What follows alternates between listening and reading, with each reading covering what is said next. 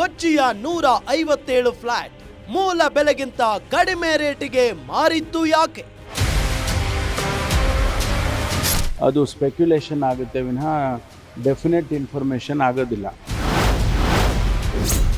ರಾಯ್ ಡೈರಿಯ ಆ 9 ಪುಟ ಡೈರಿಯಲ್ಲಿ ಇದೆಯಾ ಅವರ ಹೆಸರು?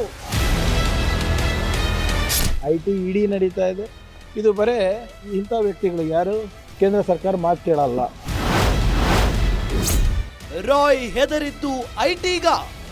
IT ಟೆರರಿಸಂ ನಡೀತಿದೆಯಾ? ನಾವ್ಯಾರಾದ್ರೂ ನೋಡಿದೀವಾ? ಒಳಗಡೆ ಇದ್ದಿದ್ದಾರು? SIT Siddaramaiah investigation special investigation team. Rai diary ರಹಸ್ಯ ವೀಕ್ಷಿಸಿ ಗ್ಯಾರಂಟಿ ಸ್ಪೆಷಲ್ ಬೆಳಗ್ಗೆ 11:30ಕ್ಕೆ.